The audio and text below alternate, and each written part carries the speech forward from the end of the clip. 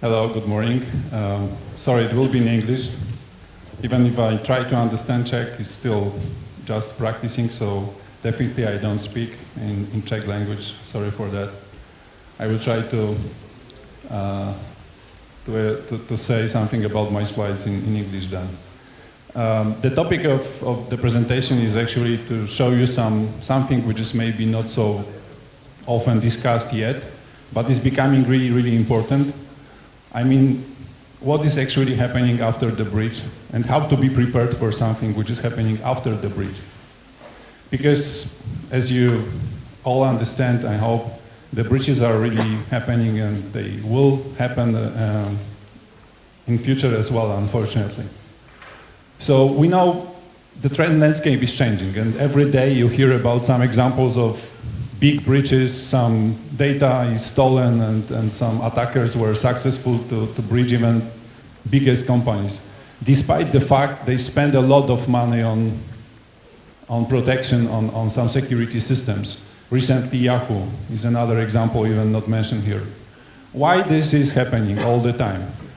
It is happening because the attackers know exactly what are the limitations of the existing technologies. They know how to bypass existing stuff like IPSs, firewalls, AV solutions. They can even test the attack before it's happening against this kind of solutions.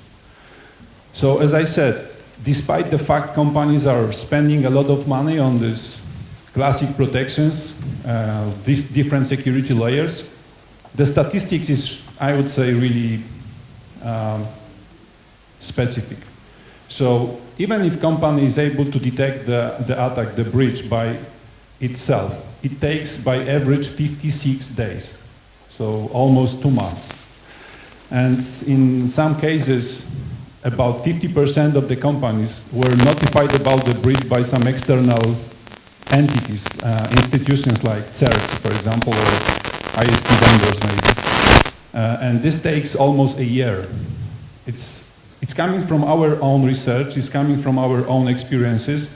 As you know, FireEye owns the company Mandiant, which is doing some incident response activities in the field, the biggest incident response over the world, like Sony, like Atem, like Target. And according to their researches, according to their knowledge, this is the average time. So if you think how long attacker stays in the network undetected, even if it is just 2 months, it's really enough time to understand the network very well, to find the weakest points of the network, to find the valuable data and steal it. Sometimes it's completely invisible breach. Another issue is, of course, the cost of the breach. It's sometimes difficult to count, difficult to say what exactly the cost of breach is. However, you can imagine, and I'm sure you sometimes do this evaluation by your own, how much money you need to spend on cleaning the computers, for example, and detection of the breach. Again, from our own research, it takes up to a month or exactly 32 days to respond to the breach. So another month just spent on looking for the signs of the breach, looking for some attacker trials, looking for some malicious code and cleaning all this stuff from the network. Another month. Why is it so complicated? What are the biggest challenges? The biggest challenge, I believe, is we do not assume in these successful breaches, actually companies are fighting against some human beings.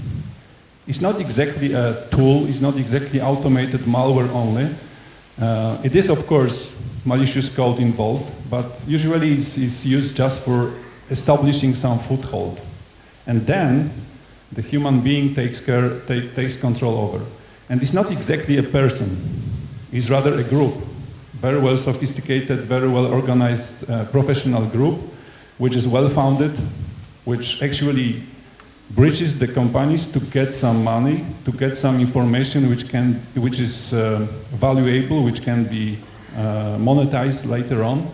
Sometimes it's political issue, sometimes this is political inspiration. You heard about the attacks against, I have the examples later on, where we believe that the group is sponsored by some even states or governments. Yeah, so the problem is we cannot assume just the malware is our problem.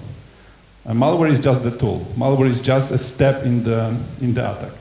Definitely all these companies which were presented in the very beginning, in the first slide, which were breached, they had all updated versions of their AV. They have all policies, security policies in place. They were doing their best to protect themselves, and again, the breaches were happening. So it's not like we can be protected by the up-to-date patches and signatures. Is always a way to get into the network. Again, from our own experience, actually Mandiant also offers this kind of service which is called red teaming. Red teaming means they use the tools, they use the procedures which are found in the field to break into existing networks. So you can order this kind of exercise if you want to. And after a lot of this kind of exercises, red teaming exercises, the average time to get the credentials of the domain active domain administrator is about 4 days. So even if you invested a lot in security, there will be a way to get into and get access to very, very important asset like the credentials of the Active Directory domain. So it takes about 4 days. And again, this is not true. The biggest breaches are very noisy. Actually, in opposite way. We should expect very silent activity of the attacker. They are trying to persist in the network for a longer time. So you don't see, I don't know, pop-ups on infected computers. You don't see big data being sent out, etc. It's done in very silent mode. Some examples of the attacks, as I said, there is a lot of them, even in our region. Of course, everyone heard about the attack against US government. Millions of data records were stolen. In this case, the attack is somehow attributed to the Chinese group, well-sponsored, well-established, likely government-sponsored group. But we have also some closer examples from the region, like the blackout in Ukraine in December last year. Definitely all the investigations of this breach show that it was successful because the human beings, because the group was behind it. They were well prepared, they created some foothold in the network, and then they took over.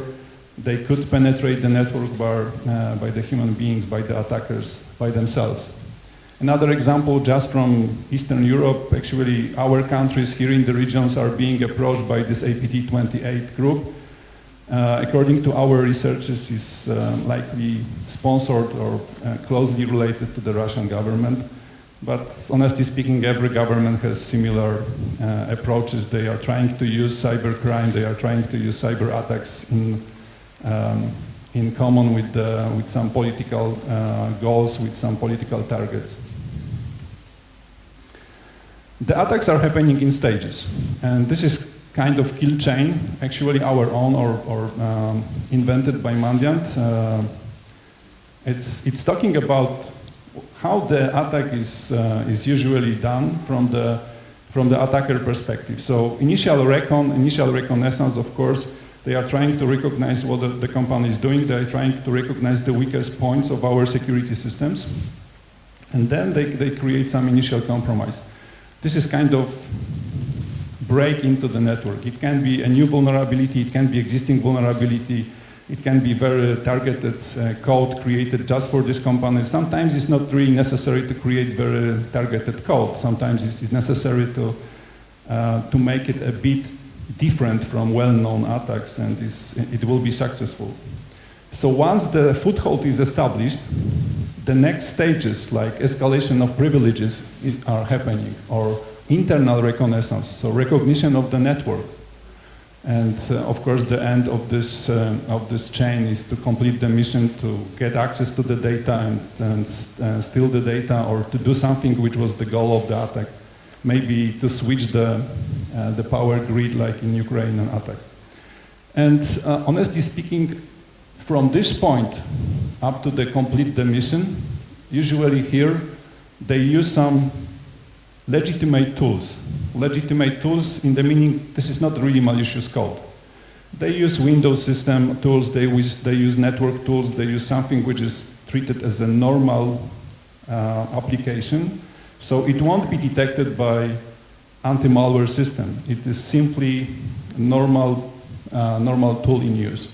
That's why it's so difficult to find the trials of this attacker, of this people being inside the network. And they can maintain the presence in our network not because of the malicious code. You can imagine if I have access to the domain controller admin, I can create my own account. I can use existing company VPN to get access to the network. I don't need my malicious code any longer. Yeah? The initial station is infected, maybe still infected, but I don't use it.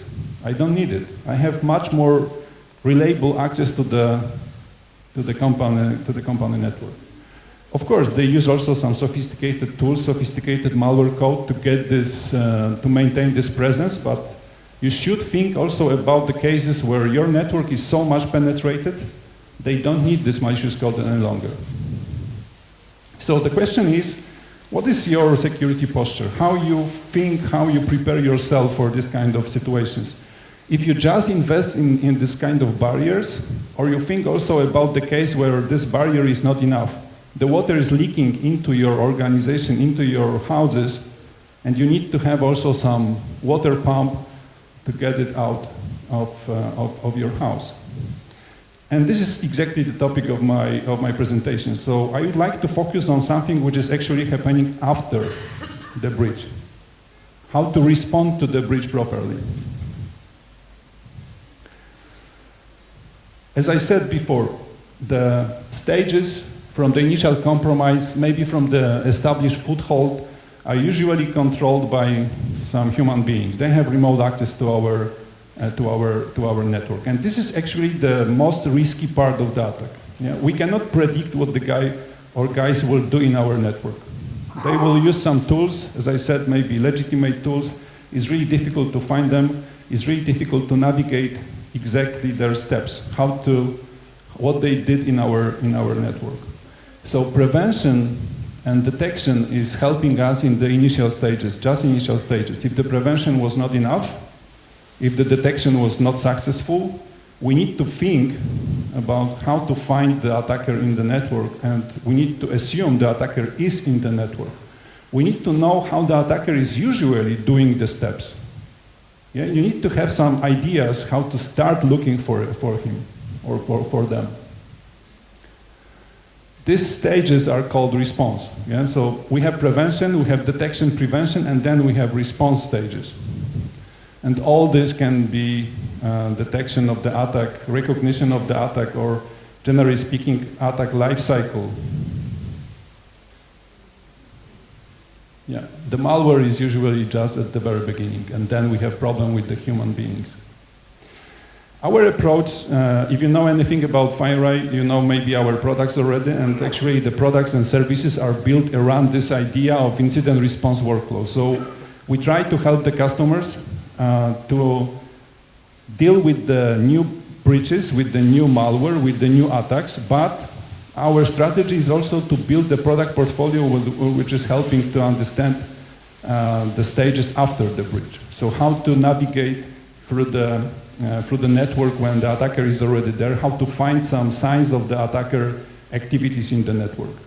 We invest a lot in the detection. You know, FireEye is well known as a signature-less detection vendor. We have our kind of sandbox solution, but we also have some capability to prevent, so we can stop some attacks, and it's done on multi-vector, with the multi-vector approach, so we have solutions for the most common attack vectors like web, email, like file on shares, like mobile, etc. But we invested also in the analysis and in responses to the attacks. Of course, the goal of all these products is to minimize the time which is spent on between the detection, the first trigger, up to the moment when you are completely sure all the signs of the attacks, all the trials of all the steps of the attacker are already recognized, and we could clean the network. We could remove the attacker presence in the end of this analysis. As I said, it's very difficult to start looking for some activities of the attacker in the network if you don't have any ideas about what they could make, what they could do in the network. You need to understand their approaches, you need to understand their tools, techniques, procedures first.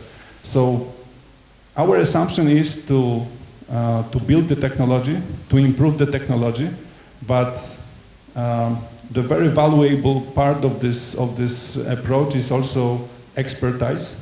As I said already, we have this division inside FireEye, the Mandiant division, which is still involved in incident response cases. So they know exactly from the field. They know from the real examples how attackers are conducting the attacks. This knowledge is used to improve the products. This knowledge is used to collect information about the attackers' behaviors. And this is the intelligence. Yeah. Maybe you heard also in the beginning of this year, we invested in another company called Eyesight Partners. We spent some hundreds of millions of US dollars on this company, just because Eyesight Partners has great knowledge about the cybercrime groups and their behaviors. They have a network of researchers working on getting knowledge about the cybercrime groups. So we invested in this company just to get this knowledge, because actually the information is the value, not exactly the bits and bytes, not exactly the gigabits per second. The knowledge behind the product is making the difference. I won't go through this slide, sorry for this busy slide. I just wanted to show you some overview of our product portfolio. I will be more than happy to discuss the details of every of this offer. It's something which works on-premise in the network, which does the analysis without sending anything to the cloud, or is completely on-site analysis. We have some endpoint solutions, and actually they are really key assets in terms of attack analysis and response to the attacks. I mean especially about HX, endpoint security product. We have also some cloud-based solutions and a lot of services. And I believe this is pretty great value of this company. We didn't invest in the products only. We have also complementary services, very sophisticated sometimes, like incident responses, compromise assessments, this red teaming, for example, including FireEye as a service. So it's kind of outsourcing of monitoring the breaches and helping customers to understand what happened during the breach, after the breach. And also, in this service, you have access to hunting services. Hunting means looking through the network for some signs of attacker activity. So we know we have this knowledge in place. We know we have guys who are experienced enough to start the investigation, to start the hunting. They can help you to navigate through the steps of the attack and find out all the attributes of the attack and help to clean them. The base for our technology is, as I said already, kind of dynamic analysis. We use this MVX, multi-vector execution engine, for years. It's being developed by us and is evolving over the years. It takes care about multi-vectors. It's kind of dynamic analysis technology with some hardened hypervisor behind. We support different vectors. We support different platforms, including macOS. That's pretty unique, I would say, on the market to have on-premise macOS dynamic analysis tool. So if you are equipped with some macOS devices in your network, that could be interesting one. As a complementary solution to the network layer, I would like to highlight this HX endpoint solution, which has two big meanings. The first one is to help in the detection. So the product is able to detect, it uses generic detection of exploits and prevention against exploits, so it's complementing the network layer. But it has also a lot of features to help in the attack analysis. It can help you to get access to logs. It can help to get access to some signs of the attacker on the machine and create it and produce very user-friendly output out of this data. HX can help us also to respond to the attack. Yeah, you can decide to contain. Containment means isolation of the infected endpoint. If you think this endpoint is somehow related to the attack, we can limit the impact of the attack by containing this host. It can be done for local hosts, it can be done also for remote hosts. So it's not dependent on the localization of the host. It can be computer which is working out of the local area network. Okay, let me go through some use case. And actually, you won't see the real names of customers here, of course, but it's based on the real example. It happened not so far ago. It is one of the high-tech company in Western countries in Europe who was attacked by the cyber group, well-organized group, as you will see.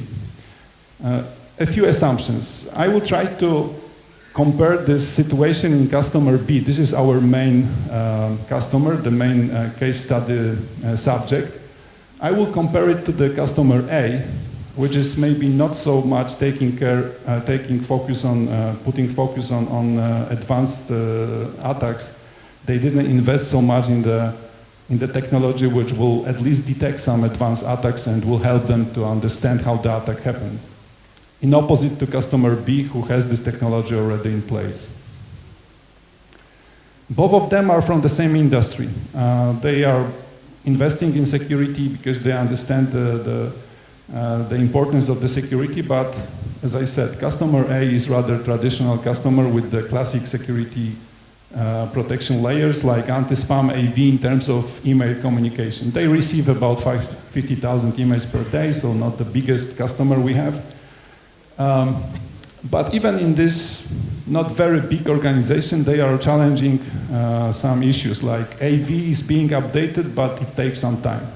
Not all computers are up and running at the moment when the signatures are being updated. Not all of them are being patched up to the most recent patches, etc. I believe this is happening in every enterprise. Even if you control your endpoints very well, it happens there are some which are not up to date because of different issues. AV, of course, is doing their job. I mean, we don't go to replace AV immediately. We rather convince customer to understand some limitations of this technology.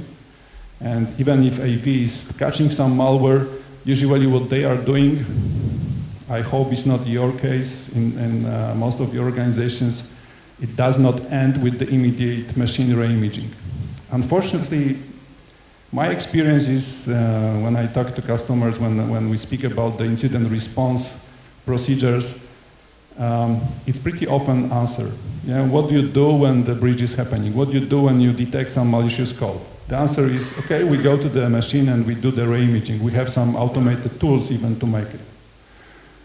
Okay, that's great. For some malware, maybe, yeah. Ransomware, okay.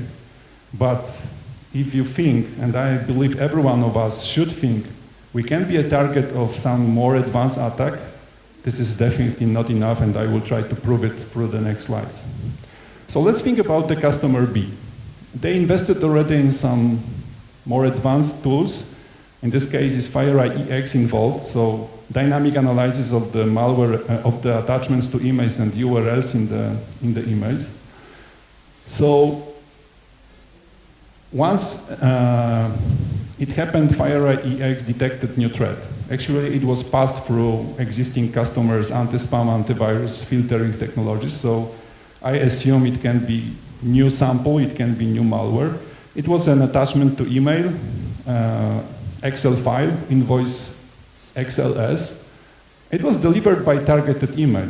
Yeah? The email was created to attract the user, the recipient, to open the attachment. It was proper language used. It was referring to some even internal processes, as you will see. So they did, I mean, the attackers did already some reconnaissance of the company. All right, so it wasn't a signature for this file yet. As I said, it passed through the classic technologies. EX made the dynamic analysis of this file, and we have some output immediately after this analysis is done. We have some details of the attack behavior, of the malware behavior. So yeah, we know this is Excel file. We know it's targeting Excel 2013, this version. Unfortunately, customer realized immediately, all right, most of our users are using this version of Excel. Yeah, so this is red light here. We need to do some deeper investigation because malware is targeting the version of Microsoft Office we use in our network. During this analysis, EX detected also the malware is trying to establish connection to this specific URL, service ABC Skype tw.com. Funny enough, that service ABC was the internal name of the service, of the company's service, one of them. Yeah. So again, for me, right after this quick investigation, it takes a minute. Yeah, I have some valuable information which will likely put this incident into some top priority queue. We need to do some investigation because it looks like it's not a commodity malware. It's not again ransomware hitting us. It's rather something more targeted. Okay, so the next step will be to get some more intelligence about this case. This customer also had access to our intelligence databases. We have different ways to access these databases. It can be automated tool. We have some API interfaces for our intelligence databases. So they did some query. And one of the output of this query was the Skype tw.com domain is known or is an attribute of one of the known groups, APT5. APT5, by the way, is existing group, is Chinese group, is somehow connected to the Chinese government, according to our knowledge. We monitored this group for some years. And if you read the intelligence output, the output of our databases, you will get some broader info about this group behaviors. So we know they are targeting high-tech companies. And this is high-tech company. Customer B belongs to this high-tech industry, as I said at the beginning. They are looking for some, recently we found already some activities of this group where they were looking for proprietary information about satellite projects. Yeah, this is kind of espionage. They are looking for some proprietary information to steal it. And particularly they are interested in the satellite communication projects. This company is working on the satellite project. This high-tech company I'm referring in this use case was involved in the high-tech in the satellite project. So again, another point to the investigation. We know also that this company is using password-protected zip files to exfiltrate the data, and they usually do this over FTP. So another great assumption for the further steps of our investigation. So what we know up to this moment? We know this is likely organized and targeted attack, is likely related to APT5. They are looking for something we have in our network. Yeah? They do some steps to steal this data, so definitely this is high priority incident. Let's go to the next step. We would like to see the behaviors of this group in our network. So first of all, we need to validate, we need to verify if someone opened this attachment, if the host was really infected. We have just the detection from the network layer. Yeah, maybe the attachment was never touched by the recipient. We need also to understand the steps which were taken after the malware was started. HX helps in this area. HX can immediately and automatically let you know, can validate if the endpoint was really infected. HX gets the information about the attack attributes from the network layer and tries to find the same changes in the system as we notified during the dynamic analysis. So unfortunately, based on the output of HX, we know that not only the single computer was infected, we know also that the laptop, which is right now out of the office, is infected. We saw the same malware here, we saw the same attributes of the malware, we saw the same changes in the file system of the malware activity. So yeah, definitely it needs to take some more action, and customer B decides to respond to this attack immediately. They contain the hosts, they contain this desktop, and they contain the laptop. It means they will not get access to any other areas of the network, but we can still investigate the attack. We have access to the logs, we have access to the agent.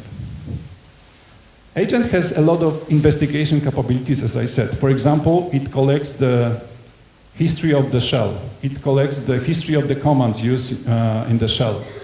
So we can follow some steps taken by the attacker after this initial infection happened. They use net use command, as you know, is simply embedded command into Windows operating system to access some additional servers. Yeah? We also see they were able to steal credentials. They were able to compromise the Bob admin account. And they were also using some 7-zip well-known tool to create the package of the data, which is password protected, but thanks to the history of the shell, we have the parameters of this command. We have one of the parameters is the password, which was used to archive the files. So again, just to summarize what we know right now, we know the desktop and laptop were involved. Unfortunately, 2 servers were approached as well, and likely because of this Bob admin credentials, which were stolen by the attacker. So right now even, you have already some steps to remediate and respond to this attack. It's not only to reimage the desktop and laptop. Yeah, likely we need to verify where Bob admin has access to. Definitely this account needs to be changed. Yeah, we need to change at least the password, and we need to protect these 2 servers. But it can follow even further. We can look for this file.